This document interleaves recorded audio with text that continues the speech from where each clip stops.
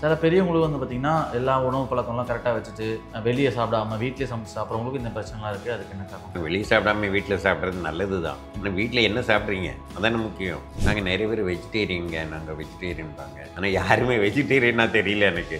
ரைஸ்டேரியன். ஃபாரின்லாம் போயிட்டு வந்தேன், நம்ம நாக்கே செத்து போச்சுன்னு சொல்கிறாங்க. அங்கே சாகலை, இங்கே நீங்கள் சாகடிச்சிட்டீங்க. வெத்தலை போட்டிருக்கவங்கள பார்த்துருக்கீங்களா? கருங்காலி மாலை, துளசி மாலை மாதிரி எல்லா விதமான ஆன்மீக பொருட்களையும் வாங்க ஸ்ரீ வித்யாலயா கிராஃப்ட்ஸ்க்கு கால் பண்ணுங்க. SSPL T10 பெரிய கேட்வே ஓபன் பண்ணிருக்கு. Registrations are open. வாங்க விளையாடலாம். ஒரு அவேர்னஸ் இல்லை. எல்லாரும் என்ன செய்தாங்களோ அதை தான் நீங்கள் செய்கிறீங்க. ஒய் அவன் சொன்னான் இவன் சொன்னான் என்று எதையும் நினைக்காது. எவன் சொன்ன சொல்லாக இருந்தாலும் உன் சுயமதியால் ஏன் எதற்கு என்று எண்ணிப்பார். நீங்கள் ஒரு காரமான உணவு சாப்பிட்டா ஸ்கின்னில் உடனே தெரியும். நீங்கள் வயிற்றுல மட்டும் இல்லை, ரிஃப்ளெக்ட் ஆகும் ஸ்கின்னில். நீங்கள் என்னையா கவனிச்சிருக்கீங்களா? லைட்டாக எரிச்சலாக இருக்கும், வேர்க்கும், ஒரு மாதிரி எரி. அது போக உங்களுக்குள்ள கார்டிசல் சுரந்தா என்ன போட்டிங்கன்னா அப்படியே உடம்புக்குள்ளே இழுத்துரும். வைப்பாங்க, தொப்புள்ள போடுவாங்க. தொப்புள்ள, கையில், காலில், உச்சந்தலையில் எல்லாம் வைப்பாங்க. அதுக்கு ஒரு தெரப்பியே இருக்குது. காலில் பண்ணது உள்நாட்டிலே தீவிரவாதி நிறைய இருந்துட்டுருக்கிறான்னு வைங்களேன். நீங்கள் கொஞ்சம் பாதுகாப்பு சரியில்லாத நேரம் டக்குன்னு வெளியே வந்துடும். அதே தான் இது. இப்போது அந்த தீவிரவாதியே உள்ள இல்லாமல் இருக்கணும். அதாவது கழிவு உள்ள இல்லாமல் இருக்கணும்.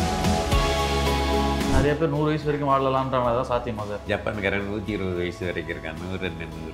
எது வேணுமோ எவ்வளோ வேணுமோ அவ்வளோ எடுக்கணும். இதுக்கப்புறம் நம்ம மாற முடியுமா? இதெல்லாம் வந்து ட்ரை பண்ணால் நடக்குமான்னு சொல்லிட்டு நினைக்கிறவங்களுக்கு நீங்கள் என்ன சார் சொல்லுறீங்க? நாளைக்கு தான் செத்து போகிறனாலும் இன்றைக்கி மாறலாம். இது ஒரு நாள் வாழ்ந்தால் கூட பெரிய வாழ்க்கை தானே. இப்போது இன்ஸ்டாகிராமில் எல்லாமே ரொம்ப பரவலாக பரவிட்டு இருக்குது. என்னென்னா சர்க்கரை எடுத்துக்கூடாது, சுகர் கட் பண்ணால் வந்து பார்த்திங்கன்னா ஸ்கின் க்ளோ ஆகும், அதெல்லாம் சொல்கிறாங்க. அது உண்மை தானே சார்? கண்டிப்பாக உண்மை தான். அது லோ சுகர் வந்துடாதா சார்? அதனால் அதாவது சர்க்கரைன்னு உடனே நிறைய பேர் வெள்ளை சர்க்கரை மட்டும் வேண்டாங்க, நாட்டு சர்க்கரை சேர்த்துக்கலாம், கருப்பட்டி சேர்த்துக்கலாம், தேன் சேர்த்துக்கலாம் அப்படிலாம் சொல்கிறாங்க. வெள்ளை சர்க்கரை ரொம்ப மோசங்கிறதுல என் மாற்று கருத்து இல்லை. ஓகே. ஆனால் சர்க்கரை சேர்த்தாலும் வெல்லம் சேர்த்தாலும் கருப்பட்டி சேர்த்தாலும் அதுவும் இனிப்பு தான். இந்த இனிப்புக்கான தன்மை வரத்தான் செய்யும். செயற்கையான சில விஷயங்கள் இல்லாமல் இருந்தாலும் நமக்கு தேவையில்லாமல் இனிப்பு எடுத்துக்கிறோம். அதாவது தெரியாமலே நிறைய இனிப்பு எடுத்துக்கிறோம் இல்லையா? இனிப்புங்கிறது தப்பெல்லாம் கிடையாது. அளவுக்கு அதிகமானால் எல்லாமே தப்பு இல்லை. ஏன்னா எல்லாருக்குமே இப்போ சின்ன வயசுலேயே சுகர் வந்துடுது. அது மேபி இனிப்பு அதிகமாக சேர்த்துக்கிறனால தானே அது. இனிப்பு மட்டும் இல்லைங்க, மாவு பொருளே இனிப்பு தானே. நீங்கள் மட்டும் நீங்கள் வந்து சர்க்கரையை பார்த்தா தான் இனிப்புன்னு நினைக்கிறீங்க. அந்த அரிசி, கோதுமை, கிழங்கு, கோதுமையில் போடுமா சார்? அப்படி எங்கள் வெள்ளை சர்க்கரை, அந்த அரிசி, கோதுமை, சிறுதானியம் எல்லாத்துலேயுமே மாவு பொருள் இருக்குது. ஒரு நிலக்கடலையை விட சிறுதானியம் பெட்டர்னு நீங்கள் சொல்ல முடியும். ஒரு நட்ஸை விட வந்து எந்த ஒரு தானியமும் பெட்டராக இருக்காது. இருந்தாலும் ஒரு ராகி, கம்பெல்லாம் ஒரு அருமையான தானியம். அதில் ஃபைபரும் நிறைய இருக்குது. நிறையா கம்பில் வந்து 10% ப்ரோட்டீன் இருக்குது. ராகியில் நிறையா கால்சியம், அயன்லாம் இருக்குது. நல்லா அந்த வகையில் நீங்கள் அதை எடுத்துக்கலாம். எல்லாத்துக்கான அளவு இருக்குது. Okay sir. அதேமாரி இப்போலாம் எல்லாருக்குமே டக்குன்னு கோல்டு பிடிச்சிருது. இப்போ சும்மா மழை பெய்யுது, வெயில் அடிச்சுட்டு திடீர்னு மழை பெஞ்சால் கோல்டு பிடிச்சிருது. ஒரு நாள் நனைஞ்சிட்டாலும் கோல்டு பிடிச்சிருது. ஐஸ் வாட்டர் குடித்தாலும் கோல்டு பிடிக்குது. எல்லாமே ரொம்ப சென்சிட்டிவாக இருக்குது. இம்யூனிட்டி சிஸ்டமே ரொம்ப வீக் ஆகுதுல்ல சார்? அது என்ன சார் காரணம்? அதாவது வந்து முதல்ல வந்து உடல் சுத்தம் இல்லை. நீங்கள் அந்த மாதிரி கிளைமேட் சேஞ்ச் ஆகும்போது உடலில் கழிவு நிறைய இருக்கிறதுனால அது வெளியே. உள்நாட்டிலே தீவிரவாதி நிறைய இருந்துட்டுருக்கிறான்னு வைங்களேன். நீங்கள் கொஞ்சம் பாதுகாப்பு சரியில்லாத நேரம் டக்குன்னு வெளியே வந்துடும். அதே தான் இது, தெரியுதா? அப்போது அந்த தீவிரவாதியே உள்ள இல்லாமல் இருக்கணும். அதாவது கழிவு உள்ள இல்லாமல் இருக்கும். புரியுது. கழிவு உங்களுக்கு இல்லைன்னா நீங்கள் எந்த குளிரில் போனாலும், கொட்டும் மழையிலே குளிர நனைந்தாலும், வெட்ட வெளியிலே குளிர் பிரதேசத்தில் உடம்புல சட்டை கூட இல்லாமல் போனாலும் ஒன்றுமே ஆகக்கூடாது. ஒரு சளி பிடிக்கூடாது, காய்ச்சல் வரக்கூடாது, உடம்புக்கு பாதிக்கக்கூடாது. இந்த அளவுக்கு இருக்க முடியுமான்னு இருக்க முடியும். ஏன்னா உடம்புல கழிவு இருக்கிறதுனால தான் வருது. என்னோட அனுபவத்தில் எனக்கு சளி வரும். எப்போ உணவு சரியில்லை அப்போ தான் சளி வரும். எனக்கு இந்த குளிர்னால வந்துச்சு, அது மாதிரி தண்ணி மாறிச்சு வந்துச்சு, ஒன்றும் கிடையாது. எந்த குளிர்னாலும் எனக்கு சளி பிடிச்சது கிடையாது. ஆனால் சளி எப்போ பிடிக்குது? சாப்பிட்ட உணவு ஏதாவது சரியில்லாமல் போச்சுன்னா உடனடியாக சளி வரும். அதுக்கு குளிரும் வேண்டாம், ஒன்றும் வேண்டாம், சும்மாவே பிடிச்சி. சார், இந்த கழிவுன்னு சொன்ன ஒரு ஞாபகம் வருது. எல்லாருக்குமே இப்போ டைஜஷன் ப்ராப்ளம் இருக்குது, செரிமானங்களுக்கு கோளாறு. சின்ன பசங்க முன்னாள் பெரியவங்களுக்கு தான் வரும். சின்ன ஒரு 20 வயசு 25 வயசு பசங்களுக்கு வந்து பார்த்தீங்கன்னா கேஸ் ட்ரபிளாக இருக்கட்டும், இல்லாட்டி மோஷன் கரெக்டாக போகாதா இருக்கட்டும், இந்த மாதிரி சிக்கல்லாம் இருக்கு இல்லையா? அதுக்கெலாம் என்ன சார் தீர்வு? அதாவது நீங்கள் எப்போ சாப்பிடுவீங்க? காலையில், மத்தியானம், நைட். பசிச்சா சரி, பசிச்சா சாப்பிடுவீங்களா, பசிக்காட்டி சாப்பிடுவீங்களா? அப்படிலாம் இல்லை சார். என்னென்னா டைம் ஆகிடுச்சு சாப்பிடு வீட்டில் சொல்கிறாங்க. சாப்பிட்றணும். அது நம்ம அங்கே தான் தப்பு பண்ணுறீங்க. ம். பசிக்கலைன்னா சாப்பிடக்கூடாது. ஒரு நாள் பசி ஜாஸ்தி இருக்கும், ஒரு நாள் பசி கம்மியாக இருக்கும். நீங்கள் நல்ல மலைக்கு வந்து ட்ரெக்கிங் போயிட்டு வாங்க, எவ்வளோ பசி இருக்குது பாருங்கள். கண்டிப்பாக. அந்த மாதிரி உழைப்பு ஜாஸ்தியாக இருக்கணும், உடற்பயிற்சி ஜாஸ்தியாக இருக்கணும், அப்போ கூடுதலாக பசி இல்லாதப்போ சாப்பிடணும். அது வந்து இப்போ சில பேர் வந்து ஜங்க் ஃபுட் சாப்பிட்றாங்க, ஒரு மாதிரி ஃபாஸ்ட் ஃபுட்லாம் சாப்பிட்றாங்க, அவங்களுக்கு இந்த மாதிரி இருக்கிறது ஓகே. சில பெரியவங்களுக்கு வந்து பார்த்திங்கன்னா எல்லா உணவு பழக்கம்லாம் கரெக்டாக வச்சுட்டு வெளியே சாப்பிடாம வீட்டிலே சமைச்சு சாப்பிட்றவங்களுக்கு இந்த பிரச்சனைலாம் இருக்குது. அதுக்கு என்ன காரணம்? அதாவது வெளியே சாப்பிட்டாலும் வீட்டில் சாப்பிட்டாலும், வெளியே சாப்பிடாம வீட்டில் சாப்பிட்றது நல்லது தான். ஆனால் வீட்டில் என்ன சாப்பிட்றீங்க அதான முக்கியம். புரியுது. நாங்கள் நிறைய பேர் வெஜிடேரியனுங்க, நாங்கள் வெஜிடேரியன்பாங்க. ஆனால் யாருமே வெஜிடேரியனா தெரியல எனக்கு. ரைஸ் தானே சாப்பிட்றீங்க. காலையிலே உணவு கூட சாப்பாடு, இட்லி, தோசை, சப்பாத்தி, பூரி, பொங்கல், அப்புறம் வேற என்ன இருக்கு, கிச்சடி, அது எல்லாமே நம்ம உணவு எல்லாமே உங்களுக்கு மாவு தானுங்க. அத்தனை மாவு, ஆயிரக்கணக்கான சாப்பிட்றதுக்கு உணவு இருக்கு. நீங்கள் ஒரு குறிப்பிட்ட கோதுமை, மைதா, வேற என்ன இருக்கு, அரிசி, அப்புறம் விட்டா உருளைக்கிழங்கு, எங்கே பார்த்தாலும் உருளைக்கிழங்கு சிப்ஸ், அது விட்டா பாப்கார்ன், இப்படி தானே நீங்கள் சாப்பிட்டுட்டு இருக்கீங்க. எத்தனை வெரைட்டியான உணவு இருக்குது, அதெல்லாம் ஏன் எடுக்க மாட்டேங்கிறீங்க? அப்படி தான் பழக்கம் தாங்க. யாராவது நம்ம சாப்பிடக்கூடிய உணவை டிசைன் பண்ணியிருக்காங்களா? ஒரு நாய்க்கு 10,000 ரூபாய்க்கு உணவு வாங்கி கொடுக்குறான், அதுக்கான உணவை செலக்ட் பண்ணி கொடுக்குறான். ஒரு மாட்டுக்கு, பால் மாட்டுக்கு, கோழிகளுக்கு உணவை எப்படி செலக்ட் பண்ணி கொடுக்குறான்? உங்களுக்கான உணவை யாரும் செலக்ட் பண்ணி கொடுத்துருக்காங்களா? ஒரு ஆட்டுக்கு மாட்டுக்கு கொடுக்குறீங்களே, அதை விட உயர்வான மனுஷனுக்கு எது தேவையோ அதை நீங்கள் எடுத்துருக்கீங்களா? வாய்க்கு பிடிச்சதை சாப்பிட்டுட்டு இருக்கீங்களா? இவ்வளோ பெரிய தப்பு. ஆமாம், நீங்கள் மிருகம் சொன்னோம்னா அதுங்களுக்குலாம் அந்த கோளாறு பிரச்சனை இருக்காது. இல்லை, அதுக்கு என்ன உணவு வேணும்னு, அது நல்லதோ கெட்டதோ அதுக்கான ஒரு உணவை ரெடி பண்ணி கொடுக்குறாங்க. ஒரு மீனுக்கு உணவு கொடுக்குறான், நல்ல உணவை கொடுக்குறான். நாய்க்கு நல்ல உணவை கொடுக்குறான். மாட்டுக்கு, பால் மாட்டுக்கு கொடுக்குறான். கோழிக்கு, முட்டை கோழிக்கு தனியாகவும், கறி கோழிக்கு தனியாகவும் அதுக்கான உணவை தெளிவாக ப்ரோட்டீன் இவ்வளோ இருக்கணும், விட்டமின்ஸ் இவ்வளோ இருக்கணும், எல்லாம் கொடுக்குறான். நீங்கள் அந்த மாதிரி பார்த்து சாப்பிட்டீங்களா? எல்லாரும் யாரும் சாப்பிட்டா நம்ம சாப்பிட்றது அப்படியே. நம்ம வந்து அவ்வளோ மட்டமாக போயிட்டோமா? நம்மளை பற்றி அக்கறை நமக்கே இல்லைல்ல. நமக்கு வேண்டி ப்ரோட்டீன் எடுத்தோமா, குட் ஃபேட் எடுத்தோமா, ஃபைபர் எடுத்தோமா, பார்த்தீங்களா என்னைக்காவது? ஜிம்முக்கு போகிறாங்கன்னா அதை பார்ப்பாங்க. ஆமாம், கொஞ்சம் பார்ப்பாங்க. உங்களுக்கு வேண்டி ஒமேகா 3 இருக்கா பார்க்குறீங்களா? விட்டமின் இ நிறைய இருக்கா? சிங்க் இருக்கா உங்கள் சாப்பாட்டில்? இதெல்லாம் வந்து நம்ம வீட்டு பேரண்ட்ஸ் பார்க்கணும் இல்லையா? மோஸ்ட்லி நிறைய பேர் நீங்கள் பேரண்ட் தானே, நீங்களும் பேரண்ட் தானே. இன்னைக்கு இல்லைன்னா நாளைக்கு பேரண்ட் ஆறாம் தானே, நாம சொல்லிக் கொடுப்போம் இல்லையா? ஆமாம், நீங்கள் ஒரு அவேர்னஸ் இல்லை. எல்லாரும் என்ன செய்தாங்களோ அதைத்தான் நீங்கள் செய்கிறீங்க. ஏன்னு கேட்டிங்களா? அதான் ஒழுக்கம், அதுதான் கரெக்டு. அப்படி அல்ல. ஒய் அவன் சொன்னான் இவன் சொன்னான் என்று எதையும் நினைக்காது. எவன் சொன்ன சொல்லாக இருந்தாலும் உன் சுயமதியால் ஏன் எதற்கு என்று எண்ணிப்பார். அன்றைக்கி சாக்ரட்டிஸ் சொன்னார், அப்புறம் பெரியார் சொன்னார், எல்லாம் சொன்னாங்கல்ல.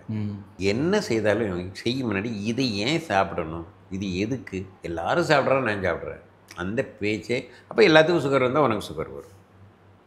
அந்த துணிச்சல் உனக்கு இல்லைல்ல. ஒரு ட்ரெயின் இருக்குது, அதில் எத்தனை பொட்டி இருக்குது, கிட்டத்தட்ட ஒரு 50 பொட்டி கூட இருக்கும். இப்போ எலக்ட்ரிக் ட்ரெயின் நிறைய இருக்குது. நம்ம பொட்டி எதுன்னு தான் நான் பார்ப்பேன். அந்த பொட்டியில் 2 பொட்டியை கழட்டி போட்டாலும் 3 பொட்டியை கழட்டி போட்டாலும் ட்ரெயின் ஓடுமா? போகும். எந்த பொட்டி இல்லாட்டி ட்ரெயின் ஓடாது? இன்ஜின். நீங்கள் இன்ஜினாக இருக்கீங்களா, பொட்டியாக இருக்கீங்களா? பொட்டியாக தானே இருக்கீங்க. கண்டிப்பாக.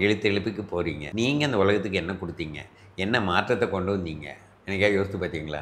ஏன் நம்ம ஸ்கூலுக்கு போகணும்? ஒரு பையன் பாட்டு பாடினால ஏன் ஸ்கூலுக்கு போகணும், ஏன் படிக்கணும், ஏன் மேரேஜ் பண்ணணும்? அதே கேள்வியை நம்ம கேட்கணும். நீங்கள் போக வேண்டாம்னு சொல்ல வரல, கேள்வி கேட்கலாம் இல்லை. அதேமாரி இப்போ வந்து நிறைய பேருக்கு வந்து இந்த ஹியூமினிட்டி பற்றி பார்த்தோம், எதிர்ப்பு சக்தி பற்றி பார்த்தோம். அது எப்படி சார்? நிறைய பேருக்கு எதுவுமே தெரிய மாட்டேது. நம்மளுக்கு கோல்டு தான் வந்திருக்கா, நம்ம என்ன சாப்பிட்றோம், அது சாப்பிட்றது வந்து என்ன எப்படி இருக்குன்னு கூட தெரியாமல் சாப்பிட்டுருக்காங்களே, அதை உணர்வை பற்றி சொல்லுங்கள் சார். அது 5 பெரிதா 6 பெரிதான்னா 5 பெரியுது. நானே என்னோட புக்கில் எழுதியிருக்கேன். அதுக்கு வைரமுத்து அதை பாடியிருக்கேன். 6 தான் சார் பெரியுது. 6 தான் பெருசுவீங்க. ஆனால் 6ஓட 5 தான் உயர்வாக இருக்குது. 5னா உயிர், மற்ற விலங்குகள் வந்து 5 அறிவு. அது கரெக்டாக இருக்குது. எந்த உயிரும் வந்து இது நல்லது, இந்த பாம்புனா எல்லா பாம்பும் விஷம்னா விஷம்தான். இந்த யானை நல்ல யானை, இந்த யானை கெட்ட யானை, இந்த சிங்கம் நல்ல சிங்கம், அப்படிலாம் கிடையாது. சிங்கம் தான், யானை தான். மனுஷனை பொறுத்தவரை அப்படி இல்லையே. நல்லவன் பார்த்தா ஒன்று போல தான் இருக்குது. ஒருத்தன் பண்ணி மாதிரி இருக்கான், ஒருத்தன் சிங்கம் மாதிரி இருக்கிறான். மாறுபாடு நிறைய இருக்குது. நீங்கள் எல்லாத்தையும் உருவத்தில் வேணால் பார்ப்பீங்க. ஒரு மனசுக்கும் எவ்வளோ வித்தியாசம் இருக்குது தெரியுமா? ஒரு மனுஷன்ட்ட இருக்க பவர் எப்படி இருக்குது, ஒருத்தன் எப்படி இருக்கிறான் பாருங்கள். ஒவ்வொருத்தரையும் பாருங்கள். ஒருத்தர் ரொம்ப ஒன்றும் இல்லாமல் அடுத்து எவ்வளவோ பொறுப்பாக எவ்வளவோ பலத்தோட எவ்வளவோ தாக்கு பிடிக்கக்கூடிய குணங்கள் இருக்கிறாங்கல்ல. புரியுது. ஆமாம். அப்போ நீங்கள் சொல்ல வந்தது நம்ம என்னன்னா அந்த 5 இருக்கு இல்லையா, ஐம்புலன் இருக்கு இல்லையா, அந்த ஐம்புலனை வந்து 3ஆக பிரிப்பாங்க NLPயில். ஓகே. முதல்ல ஆடிட்டரி, விஷுவல். ஓகே. விஷுவல்னால் கண்ணால் பார்க்குறது. சிலர் வந்து காதால் கேட்குறதுல கவனம் ஜாஸ்தி இருக்கும். சிலர் கண்ணால் பார்க்குறது நல்லா பார்ப்பாங்க. ஒரு ஓவியன் என்ன பார்ப்பான், கண்ணால் நல்லா கண்ணால் பார்த்து அப்படியே வரைவான். அது ஒரு இசைஞானி என்ன பண்ணுவான், காதால் பார்ப்பான். அடுத்தது வந்து கினெத்தெட்டிக் அப்படின்னு சொல்லுவாங்க. ஓகே. வாயில் பார்க்க சுவைக்கிறது, மூக்கில் பார்க்குறது, தொடு உணர்வு, இதெல்லாம் சேர்ந்து ஒன்றா வச்சுருக்காங்க. அந்த ரெண்டையும் மொத்தத்தில் 3ஆக வச்சுருக்காங்க. 3ஆக பிரித்து வச்சுருப்போம். ஓகே. என்னென்னா நீங்கள் வந்து எல்லாத்துலேயுமே கவனமாக இருக்கணும். தொடு உணர்வுங்கிறது எவ்வளோ பெரிய விஷயம் தெரியுமா? ஒவ்வொரு தாவரத்துக்கும் அந்த தொடு உணர்வு எக்கச்சக்கமாக இருக்கும். ஏன்னா அதுக்கு ஒன்று தான் இருக்குது. கண்ணு தெரியாதவனுக்கு காதுலலாம் கேட்கும். புரியுது. நமக்கு 5 இருக்குது. 5 இருக்கிறதுனால எதுவும் சரியா இல்லை. இந்த 6வது வந்ததுனால 5 அடிபட்டு போச்சு. அது என்ன 6வது அறிவு. 6வது அறிவில் மனசில் எண்ணெல்லாம் ஓடுதில்ல, இந்த எண்ணங்கள் மனசில் ஓடுறதுனால இந்த 5 அறிவுலையும் உங்களுக்கு கவனமே இல்லை. அதே மாதிரி தொடு உணர்வு உங்கள் விரலை எப்படி பாருங்கள், இது வர வரையாக இருக்குது. இதை அப்படி தொடச்சி பார்த்தீங்கன்னா இது பாலிஷாக இருக்கா இல்லையான்னு கண்டுபிடிச்சிருவீங்க. இந்த கோடு வரி வரியாக கோடு இருக்கிறதுனால எல்லாத்தையும் கண்டுபிடிக்கும். உங்களோட டச்சிங் சென்ஸ் எவ்வளோ ஷார்ப்பாக இருக்குது. இல்லை தாவரத்துக்கு இதை விட ஜாஸ்தி இருக்கும். உங்கள் ஸ்கின்னில் நீங்கள் ஒரு காரமான உணவு சாப்பிட்டா ஸ்கின்னில் உடனே தெரியும். நீங்கள் வயிற்றில் மட்டும் இல்லை, ஸ்கின்னில் தெரியும். புரியுது. ஒரு சாப்பிட்ற உணவு வந்து ரிஃப்ளெக்ட் ஆகும் ஸ்கின்னில். நீங்கள் என்னையா கவனிச்சிருக்கீங்களா? லைட்டாக எரிச்சலாக இருக்கும், வேர்க்கும், ஒரு மாதிரி எரி. அது போக உங்களுக்குள்ள கார்டிசல் சுரந்தா ஸ்கின்னில் ரிஃப்ளெக்ட் ஆகும். நீங்கள் அட்ரினல் சுரந்தா ஐயோ பயங்கரமாக இருக்கும். மற்ற உயிர்கள் எல்லாம் அந்த உணர்வை அழகாக கண்டுபிடிக்கும். உங்களுக்குள்ளேருந்து அப்படியே வெளிப்படும். அது ஒரு ஸ்மெல்லாக வெளியே போயிட்டுருக்கும். புரியுது. சரிதா? அதுவும் ஒவ்வொருத்தர்கிட்டருந்து வரும்போது ஒருத்தர் பார்த்தா நம்மளுக்கு ஒரு எனர்ஜி வருது, ஒருத்தர் பார்த்தா டல்லாகிறோன்னா அவங்ககிட்டருந்து வெளிப்படுது. புரியுது. அவங்க எண்ணத்துக்கு ஏற்றாப்புல அவங்களோட ரிஃப்ளெக்ட் ஆகிட்டு அவங்ககிட்ட ஏதோ ஒன்று வெளியே போயிட்டே இருக்கும். புரியுது. நீங்கள் சாப்பிட்ற உணவு, நீங்கள் எண்ணக்கூடிய ஒவ்வொரு எண்ணமும் உங்களுடைய ஸ்கின் வழியாக வெளியே போயிட்டு தான் இருக்கும். ஓகே. இன்னொன்று வந்து மூக்கு இது சுவாசிக்கிறது. இது எல்லாத்துலேயுமே நீங்கள் உங்களோட கவனம் இருக்கணும். கையில் வந்து இந்த கைங்கிறது ரொம்ப சென்சிட்டிவான ஒரு இது. நீங்கள் எல்லாத்தையும் இப்படி ஆசீர்வதிக்கிறாங்கல்ல, வாங்கிறதுக்கும் சக்தியை வாங்குவதற்கும் கொடுப்பதற்குமான ஒரு மிக முக்கியமான பகுதி கை. இன்னும் சொல்லப்போனால் கை, கால், தொப்புள், இது வழியாக நீங்கள் வந்து நம்ம உணவே உள்ளே எடுக்கக்கூடிய தன்மை. நீங்கள் கையில் காலில் எண்ணெய் போட்டிங்கன்னா அப்படியே உடம்புக்குள்ளே இழுத்துரும். ஆமாம். கட்டவரில் வைப்பாங்க, தொப்புளில் போடுவாங்க. தொப்புளில், கையில், காலில், உச்சந்தலையில் எல்லாம் வைப்பாங்க. ஸ்கின் வழியாக உள்ளே இழுக்குது. அது இன்னும் கையிலெல்லாம் வச்சிங்கன்னா நிறைய வந்து மருதாணி வைப்பாங்க. மருதாணி வைக்கிறது அதுக்கு ஒரு தெரப்பியே இருக்குது. காலில் பண்ணது ரிஃப்ளெக்ஸாலஜி, கையில் பண்ணுறது சுஜோக் தெரப்பி. அதில் வந்து விதைகளை வச்சு இந்த இடத்துல விதைகளை வச்சு கட்டினா அதோட எஃபெக்ட் உள்ளே போகும். புரியுது. அந்த அளவுக்கு நீங்கள் அதை விட முக்கியம் கையில் எண்ணெய் போட்டிங்கன்னா, உள்ளங்காலில் எண்ணெய் போட்டிங்கன்னா, நைட் தூங்கும்போது உள்ளங்காலையும் உள்ளங்கையிலையும் எண்ணெய் போட்டு படுங்க, தொப்புளில் எண்ணெய் வச்சுட்டு படுங்க, அப்படியே எல்லாம் உள்ளே போகும். அப்போ ரொம்ப சென்சிட்டிவான பகுதி. அப்போ இதெல்லாம் நீங்கள் உணர்ந்து கை எப்படி வச்சு பாருங்கள், ஃபீல் வருதா பாருங்கள். இந்த ஃபீல் இருக்கணும். பழக வரும். அது வந்து ப்ராணிக் கிளீனில் வந்து கையில் நிறைய எண்ணெய் ஏற்றி வச்சுருப்பாங்க. அப்படியே பண்ணிங்கன்னா ஃபீல் அவங்களுக்கும் வரும். அந்த அளவுக்கு எனர்ஜி வந்து கொண்டு வச்சிடும். Okay sir. அடுத்தது ஏதோ நாக்கில் ஏதோ உணரும். நாக்கு வந்து காரம் ஏதாவது சாப்பிட்டா நமக்கு தெரியும். அதாவது நம்ம என்ன சொல்கிறோன்னா, ஃபாரின்லாம் போயிட்டு வந்து நம்ம நாக்கே செத்து போச்சுன்னு சொல்கிறாங்க. அங்கே சாகலை, இங்கே நீங்கள் சாகடிச்சிட்டீங்க. காரத்தை வெத்தலை போடுறவங்கள பார்த்துருக்கீங்களா? அதில் நிறைய வெத்திலேயே ஒரு காரம், சுண்ணாம்பு காரம், இந்த இதெல்லாம் போட்டோன்னா அவங்க நாக்கெல்லாம் செத்தே போயிருக்கும். வெத்தலை போட்டவங்க வீடுகளுக்கு ஹோட்டல்காரன் இப்போலாம் யாரும் அதிகமாக இல்லை. ஹோட்டல்காரன் டீயே குடிக்க மாட்டான். எவ்வளோ சக்கரை போட்டாலும் உங்களுக்கு குறைக்காது. புரியுது.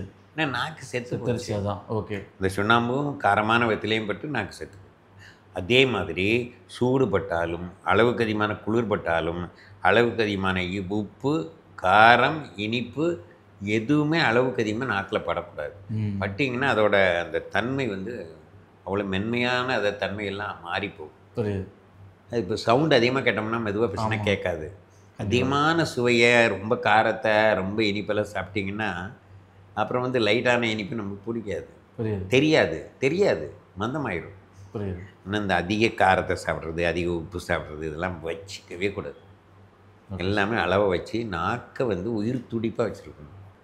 டால்டா போட்டிங்கன்னா மேலே நாக்கில் பார்த்தீங்கன்னா ஒரு மாதிரி வலுன்னு வரும்னா டால்டா நிறைய போடுங்க. டால்டா போட்டது சாப்பிடவே கூடாது. இதெல்லாம் தான் உணர்ந்து சாப்பிட்றது, அப்படியே ஏதோ சாப்பிடாம என்ன சாப்பிட்றோம். நீங்கள் பப்ஸு ஃபுல்லாக டால்டா தான்.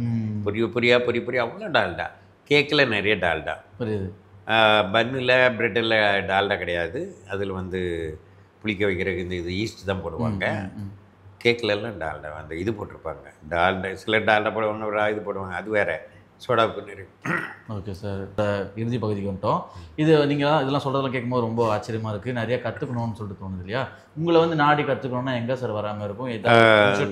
அதாவது கேம்ப் வைப்போம். அப்பப்போ ஒரு மாதத்துக்கு ஒரு நேரம் 3 நாள் கேம்ப் வைப்போம்.